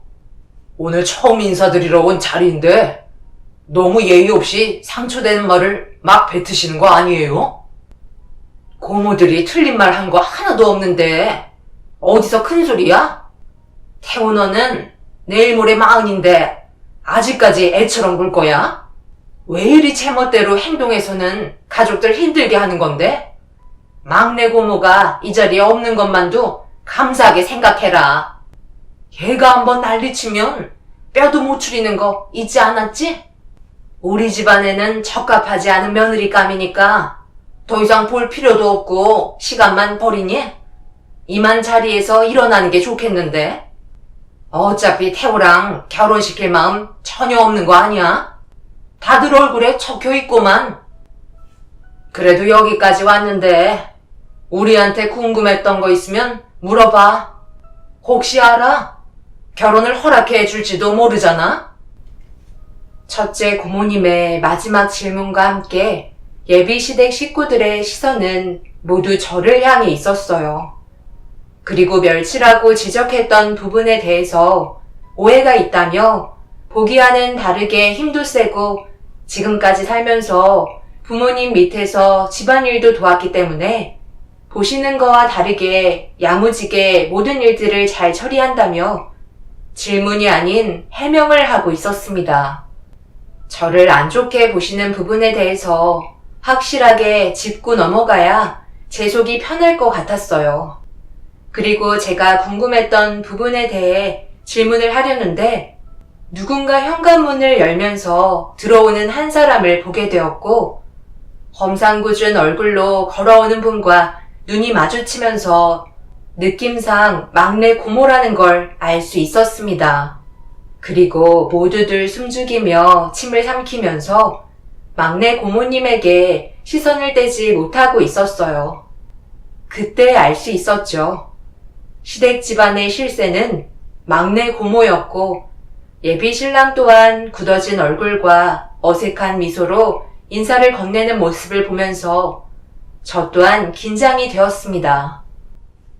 지방의 체인점 오픈 때문에 일이 바빠서 올 수 없다더니 시간을 뺄 수 있었나 봐. 미리 연락이라도 하지 그랬어. 오늘처럼 중요한 시간에 내가 빠지면 되겠어? 언니들을 내가 믿을 수 있어야지. 쓸데없는 질문 같은 거 하지 않았지? 반가워요. 나는 태호가 어렸을 적 옆에서 제일 많이 돌봐주며 내 자식처럼 키워주고 지금까지도 엄마 역할을 톡톡히 하고 있는 막내 고모예요. 대충 얘기는 들었네요. 분위기를 보면 알겠지만 우리가 워낙 힘든 상황에서 태호를 키웠기 때문에 그만큼 예민하다는 건 이해를 해줘야 돼요. 본론으로 들어가기 전에 아니 어떻게 손님을 불러놓고 과일 하나도 안 내어오는 거야? 워낙 정신이 없다 보니까 깜빡했네. 내가 금방 가져올 테니까 누님들이 대화들 나누고 있어. 태호 너는 잠깐 나 좀 도와주고. 이제 남자들이 사라졌으니 속 편히 얘기 좀 해볼까? 그쪽이 몇 번째라고 생각해요? 만난 지 한 3년 됐다고 했다면서요? 그 전에 이런 자리가 몇 번이나 있었을 것 같아요? 생각한 것 이상으로 많이 있었어요. 그런데 왜 태호가 결혼을 못했을까? 다 이유가 있겠죠? 그건 우리가 말한 조건을 받아들이지 못해서 결혼까지 이어지지 못했어요. 내가 봤을 때 그쪽 또한 내가 말한 조건을 못 받을 것 같은데 대부분 그 자리에서 일어나 기겁을 하면서 도망쳤거든. 어떤 반응을 보이는지 볼까요? 우선 결혼을 하게 된다면 이 집에서 같이 생활하는 게 좋을 것 같네요. 설마 예비 시아버지가 이 넓은 집에서 혼자 생활하는 처량한 모습을 보고 싶진 않겠지? 그리고 우리가 그동안 고생한 만큼의 작은 성의를 보여줬으면 좋겠는데 우리 고모들이 5이나 되잖아요. 그동안 태호를 잘 키워줘서 고맙다는 성의 표시로 각각 1억씩 보내주면 원하는 결혼 할 수 있어요. 네?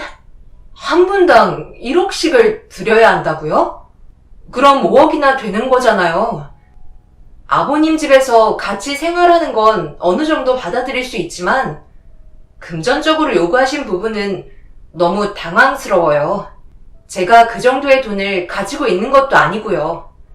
저희 집안에서도 이 문제는 해결해주기 어려워할 것 같아요.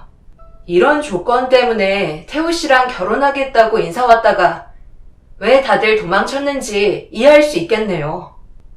그냥 그쪽은 시어머니가 5이라고 생각하면 되는 거예요. 솔직히 1억 정도야 부담이 없겠지. 하지만 시어머니가 5이나 됐는데 그럼 모두를 충족시켜야 할 거 아니에요? 똑같이 배분을 해야 귀가 시끄럽지 않지. 괜히 누구는 1억 주고 누구는 5천 주고 이런 식이면 이 결혼이 매끄럽게 진행이 되겠어요? 5억에 이 결혼 할 거예요, 말 거예요?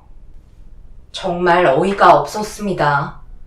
예비 신랑을 어렸을 적부터 자기 아들처럼 생각하며 키워주신 건 정말 감사하게 생각하고 있었지만 그렇다고 이런 식의 조건을 내민다는 건 너무하다 싶었어요.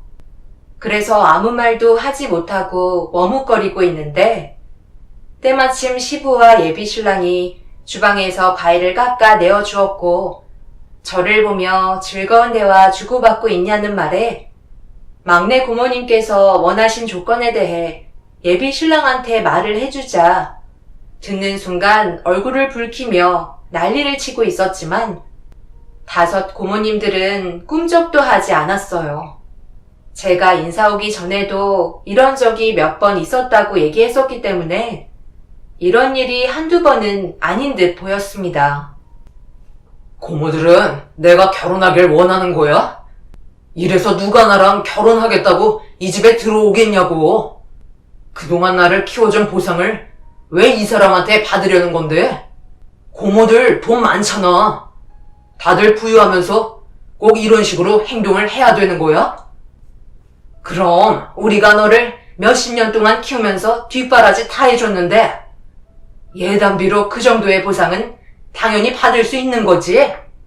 아무런 조건 없이 그냥 데려가겠다는 게 말이 된다고 생각해? 우리가 가지고 있는 돈과는 엄연히 의미가 다른 돈이라고. 너를 진심으로 사랑한다면 돈이 문제겠어? 모든 걸 다 내어줄 정도의 마음을 직접적으로 보여주는 거나 다름없는 거라고. 이 정도도 못 해준다면 우리는 결혼 허락해 줄 수 없다. 그러니 그쪽도 받아들이기 힘들 것 같으면 당장 돌아가요. 예비 신랑은 더 이상 듣기 싫다며 제 팔을 잡고 밖으로 나왔어요. 저에게 미안하다는 말과 함께 그날 정말 많은 술을 마셨고 원하는 결혼은 무리가 있을 것 같았어요.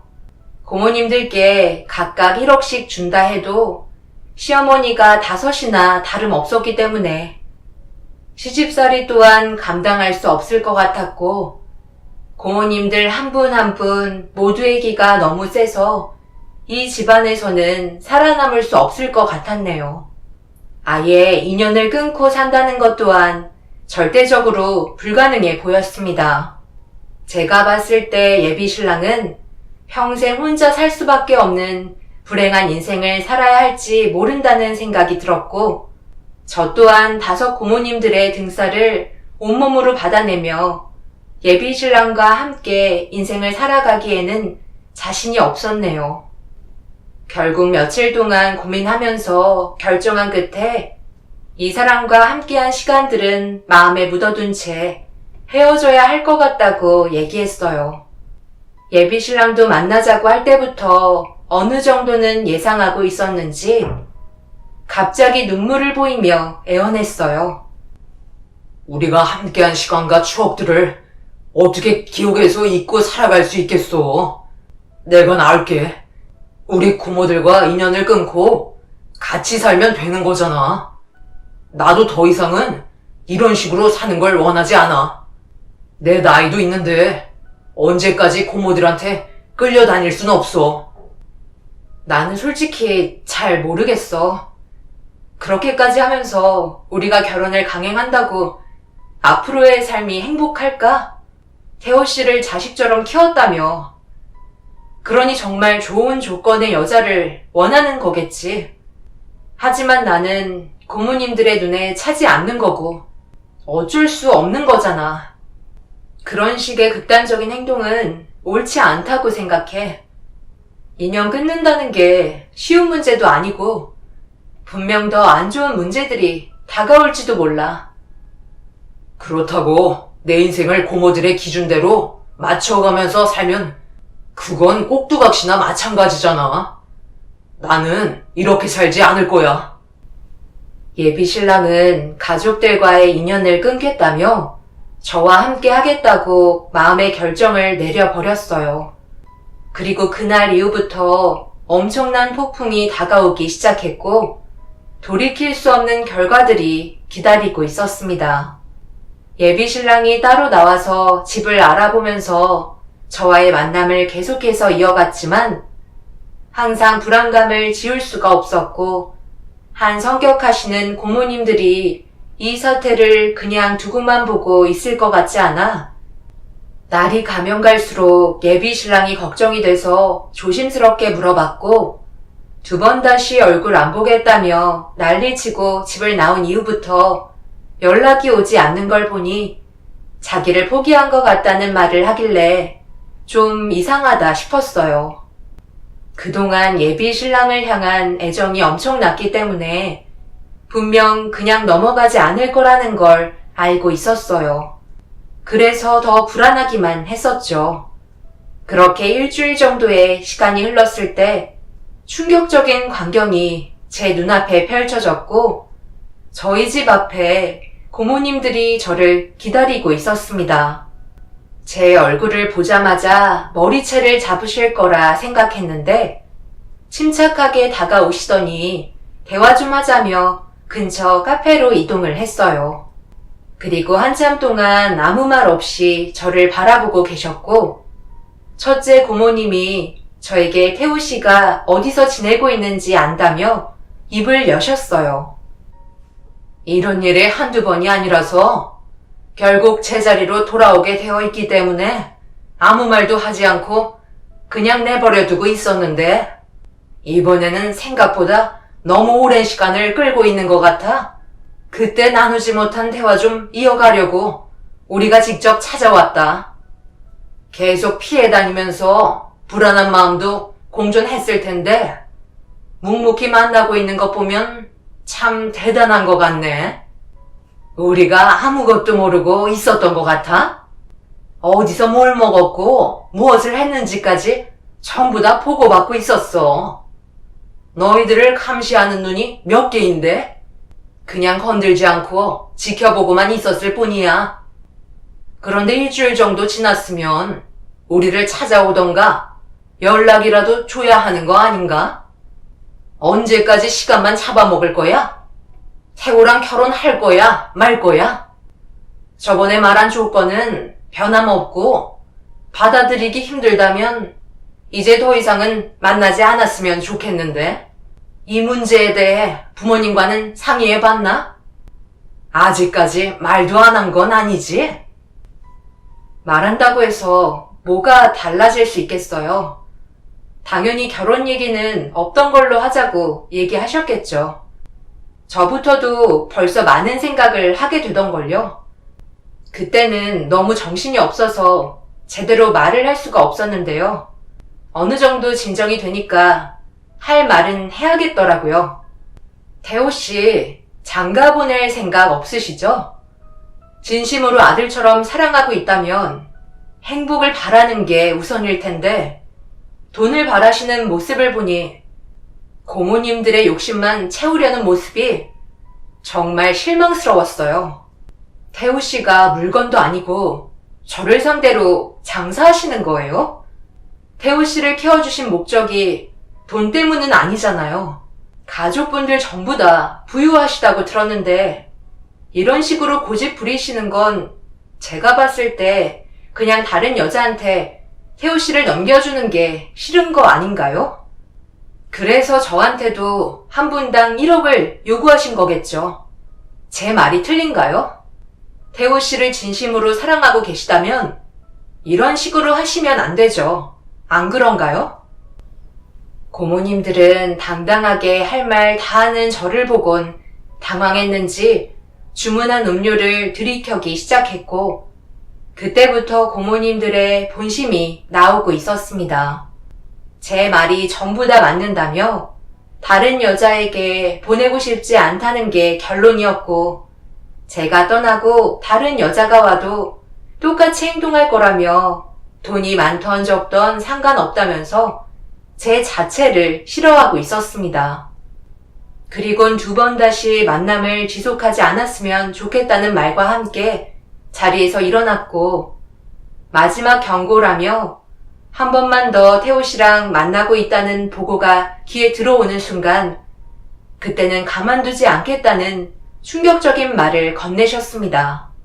그런 분위기를 느껴본 것도 처음이었지만 더 이상 관계를 끌고 갔다가는 제가 피해를 보거나 저희 집을 알고 있기 때문에 부모님에게까지 문제가 생길 수도 있을 것 같아 예비 신랑에게 곧바로 전화를 걸었어요. 그리고 더 이상의 관계를 유지하기에는 힘들 것 같다며 앞으로 연락도 하지 말고 만나지도 말자며 통보한 뒤에 전화를 끊게 되었네요. 재차 연락이 왔지만 받지 않았고 집 앞에서 한참을 기다리거나 저희 집 문을 두드려도 열어주지 않았어요. 부모님께서는 무슨 일이 있냐고 물어보셨지만 나중에 다 설명드리겠다며 저 혼자 모든 걸 처리하고 있었어요. 그렇게 계속 저와 만나려고 노력을 했지만 마주치지 않았고 며칠이 지난 뒤 저에 대한 마음을 정리했는지 더는 연락이 오거나 저희 집에 찾아오지도 않았습니다. 제 마음 또한 좋지 않았지만 이게 최선이라고 생각했었어요. 고모님들도 저를 찾아오지 않는 걸로 봐선 그렇게 모든 게 제자리로 돌아간 듯 싶었습니다. 그런데 어느 날 갑자기 회사 앞에 5 고모들이 저를 기다리고 있었고 제 얼굴을 보자마자 달려들더니 5 고모님들이 머리채를 잡아 흔들며 난리를 쳤습니다.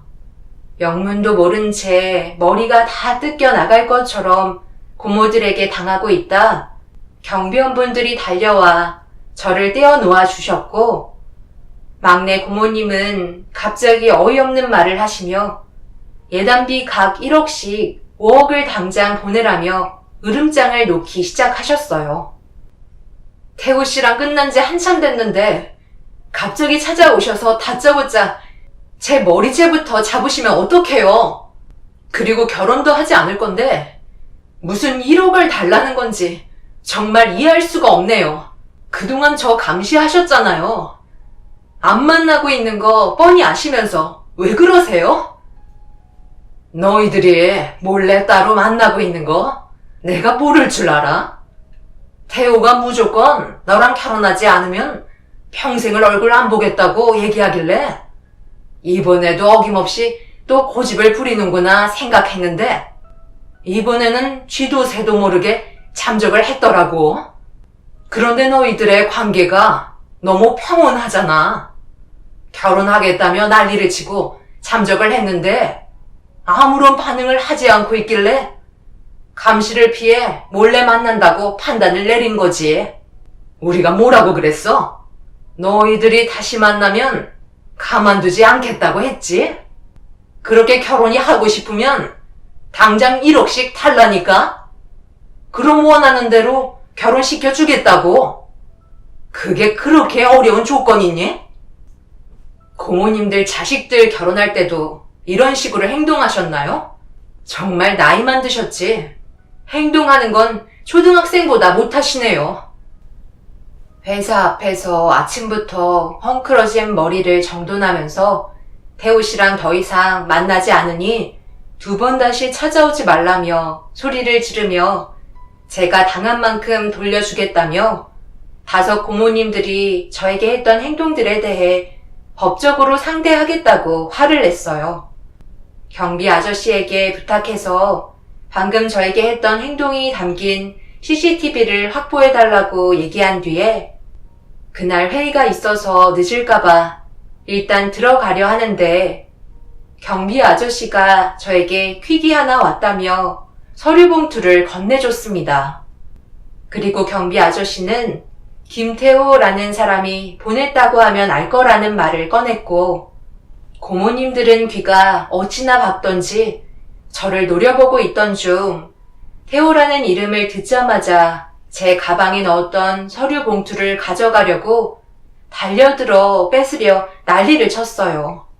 그 사이 경비 아저씨는 경찰에 신고를 했고 가방은 반으로 찢어지면서 안에 있던 내용물들이 전부 쏟아지고 말았습니다. 그리고 서류 봉투 안에 수많은 사진들이 바닥에 펼쳐지면서 5 고모들은 일제히 벌벌 떨며 경악을 했고 저 또한 눈에 들어온 사진들을 본 순간 입을 다물지 못했습니다. 그리고 태호 씨한테 전화 와서 받는 순간 저에게 먼저 이런 상황을 만들어 미안하다는 말과 함께 대신 얘기를 전해달라길래 5 고모들에게 충격적인 말들을 전달해 주었습니다. 그리고 듣고 있던 고모님들은 그 자리에 주저앉았네요. 고모들, 지금부터 내가 하는 말 하나라도 어기거나 멋대로 한다면 나는 무조건 지금 보고 있는 사진들을 전부 다 뿌려버릴 거야. 내가 그동안 모르고 있었던 것 같아? 다 알면서도 모른 척하고 있었어. 나를 이렇게 멋지게 키워줬고 지금까지 나쁜 길로 빠지지 않게 잘 잡아준 건 정말 고맙게 생각해. 하지만 거기까지인 거야. 앞으로의 앞날은 내가 개척해 나가야 한다고. 그런데 지금까지 고모들의 꼭두각시처럼 살아왔잖아. 나도 더 이상 끌려다니면서 살고 싶지 않아. 내 전화 한 통이면 거기에 있는 사진들이 전부 다 고모부들한테 넘어갈 거고 고모랑 내가 알고 있는 사람들의 손에 쥐어질 거야. 그리고 제일 중요하게 생각하는 사촌 형 누나들 손에 들어가겠지. 정말 이렇게까지 하고 싶지 않았는데 우리한테 너무 큰 상처를 줘서 더 이상은 못 참겠어. 당장 사과해. 너 고모 성격 몰라? 그래서 지금 이딴 사진 몇 장으로 우리를 막을 수 있다고 생각하는 거야? 이런다고 둘의 결혼이 이루어질 수 있을 것 같아? 백망덕하게 너를 키워준 고모들한테 보답은 못할 망정 이런 식으로 배신을 해? 내가 널 못 찾을 줄 알아? 나는 절대 사과 못하니까 너 마음대로 해라. 우리랑 정말 인연 끊겠다는 거지? 이런 식으로 나오면 너는 마음이 편할 것 같아? 얘 태호야, 고모가 미안했다. 처음부터 큰 고모는 둘의 결혼 허락해 주려고 했어. 그런데 너희 막내 고모가 그동안 키워준 값은 받아야 한다고 계속 우기길래 어쩔 수 없이 말을 따라왔단다. 너도 막내 고모 성격이 얼마나 더러운지 알잖아. 그리고 그 자리도 전부 다 너희 막내 고모가 주선해서 이루어진 자리야. 관광버스 여행 한번 갔다 오자고 해서 잠깐 다녀왔던 것 뿐이야. 회사 앞에서 고모님들은 난리도 아니었어요. 첫째 고모부터 넷째 고모님까지 저에게 잘못을 용서해달라며 비셨지만 성격이 제일 불같은 5째 막내 고모는 저에게 용서를 구하지 않으셨습니다. 그리곤 이성을 잃어버리면서 이렇게까지 된 게 전부 다 제 잘못이라며 저에게 달려들었고 결국 경찰서로 전부 다 연행이 되었네요. 사진 속에 있던 장면들은 전부 다 고모님들이 다른 남자들과 관광버스 안에서 춤추고 놀면서 유흥을 즐기는 사진들이었어요. 그리고 절대 넘지 말아야 할 선까지 넘는 현장까지 전부 다 사진 속에 담겨 있었죠. 한두 번이 아니었고 계절이 바뀔 때마다 이런 식으로 놀러를 다니고 있었네요. 그리고 태호 씨는 시작도 함께 했으면 마무리도 함께 해야 한다고 5째 고모가 저에게 사과를 하지 않자 사진들은 고모님들과 관계가 되어 있는 사람들에게 전부 넘어갔는지 5 집안은 난리가 나고 말았습니다. 경찰서로 5 집안의 가족들이 전부 다 몰려왔고 아수라장이 되어버리고 말았어요. 저는 경찰들과 어느 정도 대화를 끝내고 법적으로 처리하겠다고 얘기한 뒤 그 자리에서 빠져나왔고 너덜거린 상태로 회사로 다시 출근하려는데 태호 씨가 저를 기다리고 있었네요. 정말 미안해. 나도 이렇게까지 하고 싶지 않았는데 우리한테 대하는 행동들이 너무 심하다고 생각해서 참지 못하고 그동안 모른 척했던 진실들을 전부 폭로하고 말았어. 우리 집안은 이제 무너지게 되겠지. 그래도 바로 잡아야 한다고 생각해. 모든 게 정리가 되면 우리 다시 시작할 수 있을까? 내가 전부 다 마무리가 된 이후에 다시 갈 테니까 받아줄 수 있겠어?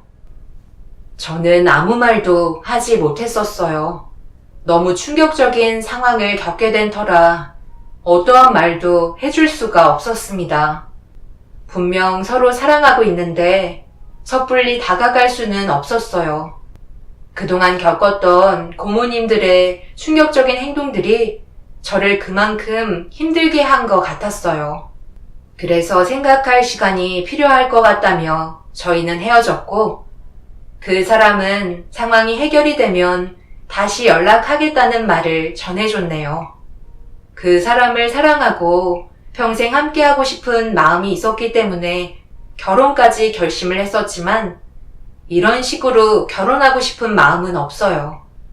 모두의 축복이 아닌 모두의 불행으로 마무리가 되었기 때문에 함께 한다 해도 평생 행복하게 살 수는 없을 것 같네요. 여러분들께서는 제가 어떤 결정을 내리는 게 좋을지 의견 주시면 정말 감사하겠습니다. 오늘 하루도 웃음이 가득한 날이 되시길 바랍니다. 감사합니다.